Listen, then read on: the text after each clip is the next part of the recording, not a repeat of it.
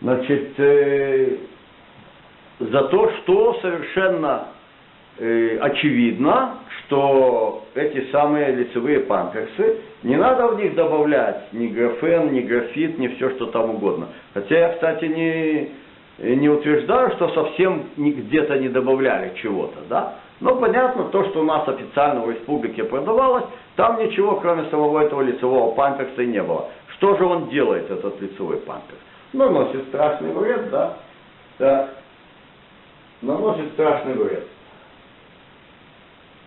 Во-первых, такая неожиданная вещь. Кариес. Так. То есть, рот человека находится под каким-то своим температурным и режимом влажности. Памперс же подрывает вот этот режим в сторону того, что болезнетворные микробы начинают активнейшим образом размножаться. Ну, еще раз повторяю, бычебесие и коронабесие были повязаны как сиамские близнецы у нас в стране. Вот кто-то пил замазку. Знаем этого кадра. Он уже около половины, сколько он там сидит. Но надеюсь, что может он там и раскрутится. Выпускать такого нельзя. Рыло настоящего бандита. И вот он свое вот это бандитское рыло облачил в памперс и сказал: носи маску, если ты такой же гад, как я. Вот. И, казалось бы, оно должно было зажечь здравомыслящим людям красные огоньки.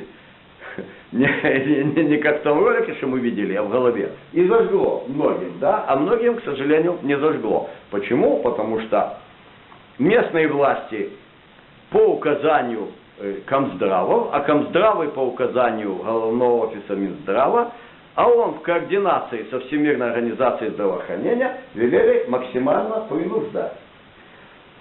Значит, кариес зубов. Я потом раздам материалы. Единственная газета в республике, которая это осветила, была газета «Вечерний Могилев». Написали сообщение «Масочный рот». Есть такой синдром масочного рта. Он известен. У кого известен, ну мы уже сказали, есть категория населения, которая значительную часть жизни проводит в этих самых масках. Это различные категории медперсонала, которым они действительно необходимы. Ну и немножко берется с расширением, да.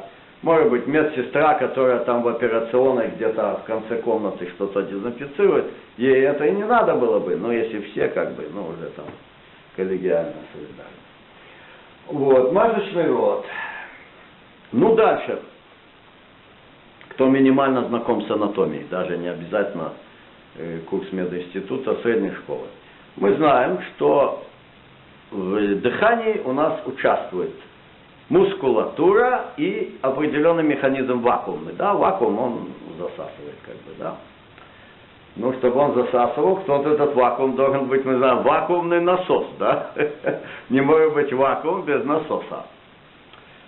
То есть наша мускулатура, она работает и на засасывающий вакуум, то есть на его создание, да, и на выталкивание воздуха. Короче, сила вдоха, она 1,5 где-то раза, так сказать, в рутине, да, не напрягает. Сила вдоха, ну, разные цифры в разных источниках, короче, 1,5 раза плюс-минус, и даже это зависит все от личной конституции человека, да, может быть от где-то 1,3, 1,4 до 2 и более раз больше, чем сила выдоха. Что это означает? Мы втягиваем воздух в себя, а выдыхаем мы его, исходя из того, что он немедленно вокруг нашего рта расходится во все стороны. Этот самый углекислый газ, которого повышенное содержание в том, что мы выдыхаем, пониженное содержание кислорода, и в организме человека происходит непрерывная эвакуация отработанного. Непрерывная эвакуация отработанного, да? То есть у нас постоянно идет процесс обновления клеток. Как мы говорим, да, человек, которого мы видим сейчас, и мы его видели 5 лет назад, скажем, да, ничего кроме центральной нервной системы и частично периферической. В нем не осталось от того человека. Все новое. Ну, понятно, что кости там тоже, да. Кости не так быстро, тоже обновляются. А такие штуки, как эпителий, дыхательные пути, верхние, нижние, так, кровотоком все это дело разносится по организму, и дальше идет сортировка отходов. Что-то выводят почки, что-то выводит кишечник. В общем-то, в основном содержимое пищеварительного тракта. Что-то выводит кожа через пот. А если нету потоотделения обильного, выводит саму себя. Сказать, кожа, она уже не та, что была, да. Вот, она меняется всю дорогу. И то же самое, массу отбросов выпускают наши дыхательные пути. Ну, понятно, что всякие патогены, всякие болезнетворные, все, кто хочешь, микроорганизмы и частицы этих клеток, частицы этих тел, так? То есть мы выдыхаем в надежде, что оно немедленно вокруг нашего рта разошлось в окружающую среду. Что происходит, когда оно остается на маске? Что происходит? Оно остается на маске. То есть памперс, да, это лицевой памперс, но условно.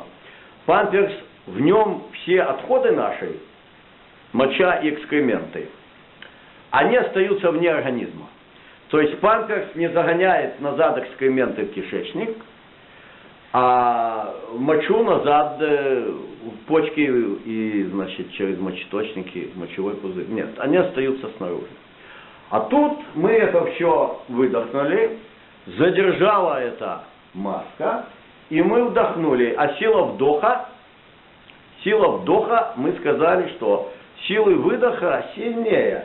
То есть пробить через маску мы не можем. А с маски и пробивать не надо, оно уже на ней. Расположилось по ее слоям, мы вдохнули со всех слоев. На это силы у нас хватает. Всю гадость, которую мы выдохнули. Так? То есть что? Вдыхаем назад, вдыхаем обратно все отходы. Дальше. Воздух. Ну, конечно, маска не препятствие для вируса, и маска не препятствие для молекул кислорода и углекислого газа. Но она препятствие току воздуха.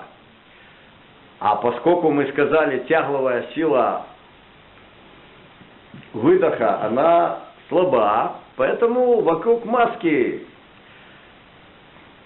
по обе стороны ее тот воздух, который мы выдохнули, в котором повышенное содержание углекислого газа, пониженное содержание кислорода. И мы идем и дышим все время вот этим БУ воздухом, и просто насыщаемость кислородом, она падает. Более того, были проведены исследования у детей в Западной Европе и показывали вообще достаточно катастрофические цифры кислородного голодания. Там же заставили всех детей сидеть в лицевых памперсах. Есть такой интересный прибор, который называется оксиметр. Очень совершенный прибор.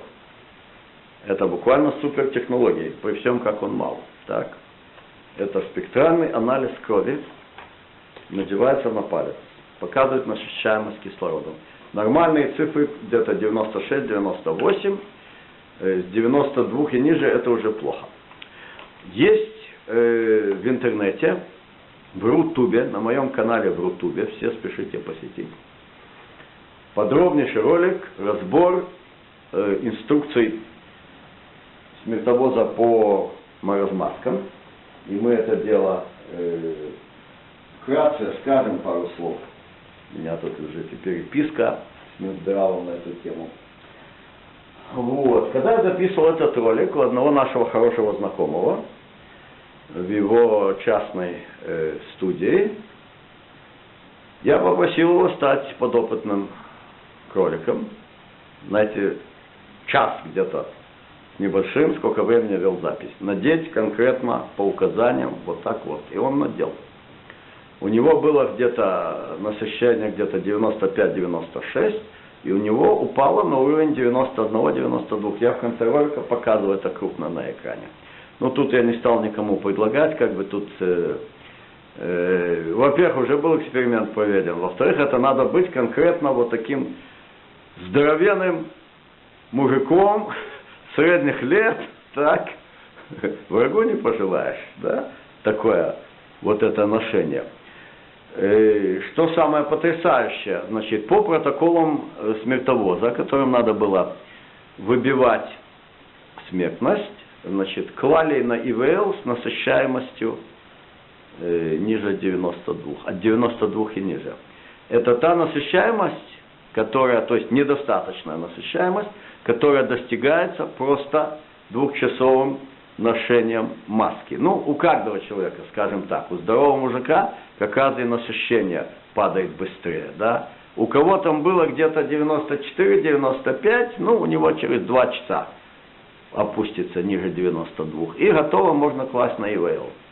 Вот. А когда класть здорового человека на ИВЛ, ну и, в общем, соответственно. А тем более, если у него ОРВИ, ОРЗ. Возможно, к этому вопросу вернемся. Собственно, время у нас есть теорики на эту тему. Значит, вмыкаем обратно все отходы. И дальше, что вы сказали? Кислородное голодание, да? И наоборот, отравление углекислым газом. Кислородное голодание и отравление углекислым газом. Теперь, углекислый газ, он что, вредный? Нет, он не вредный, это газ жизни. Это вот эти вот, по потеплению, говорят, надо извести углекислый газ. Углекислый газ это газ жизни, да, с него им питаются растения, все нормально. Но вокруг нашего входов дыхательных нам его не надо. Да. Можно вернуться к ИВЛ. Я вот читала такой материал, что не будем... кладут на ИВЛ, делают такой укол, который отключает все мышцы. Мы дойдем, среди прочего, да, связано с анестезией, конечно, потому что иначе человек же не... Да, то есть это реально было для повышения смертности, это было ИВЛ сделано, ну и повысили по сравнению с 2019 годом, повысили еще до всеобщего Шарялова, так?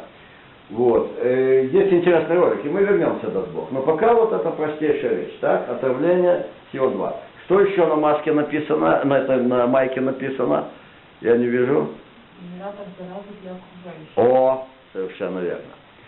Значит, когда мы развеяли в окружающую среду все патогены, так, зараза не этот коронавирус обязательно. Он находит какие-то свои пути. Это вообще не все в состоянии ученые объяснить. Динамику распространения мгновенного вирусов, их мутаций, какие штаммы оказываются смертельные, какие нет, в какой ситуации, как они передаются, эта наука не знает. Но просто безбожный взгляд на мир, он вызывает у ученых аберрацию. То есть они должны быть захвачены в каких-то своих теориях. Человек верующий понимает, что Творец создал мир. Мир непознаваемо многообразен, и мы должны его изучать. Чем больше изучим, тем лучше. И там, где мы не знаем, мы должны понять, мы не знаем, и мы описываем. Простая вещь, перелетные птицы. Вот такая маленькая птичка-невеличка. Она без навигационных приборов попадает точно в место своего зимовья, возвращается ровно назад. Это что? Это у нее такой рефлекс. А как рефлекс? А генетический. А как она генетический? А это в процессе эволюции. Такой отбор, да, точно, вот именно в то самое место. Берут популяцию птичек, только что вылупившихся. Отделяют от тех, для кого перелет будет не первым. Шугась, птичек выпускают на свободу. Они летят ровно туда. Процент достижения, destination, конечной цели будет ниже, чем когда в стае есть те, для кого перелет не первый. Но, тем не менее, большая часть долетает туда и назад. Это может наука объяснить как-то. Вот четко. Вот без вот этих мантр. Что такое мантра? Это значит в буддийской идолопоклоннической религии волшебное заклинание. без волшебных заклинаний. Это рефлекс генетический. Где он, этот рефлекс? Как оно гнездится? Как они туда выходят? Как они находят эту дорогу? Давайте объяснение. Вы все умеете объяснять механически, да? Наша высшая нервная деятельность — это перепады там, разрядов электрические, там, понимаешь? Ну вот как, где там, какие там перепады, как она ведет эту дорогу? Надо понять, распространение вирусов, наука не может четко сказать, как это происходит. Так, испанка, страшная эпидемия вируса гриппа, так, был проведен эксперимент в Лондоне, взяли 10 матросов, осужденных на долгие года каторги, и сказали прислуживать в палате с конкретно больными и умирающими этой самой испанкой. В заключение эксперимента каждому положить рот и держать сколько-то там десятков секунд на носу каждого из этих больных.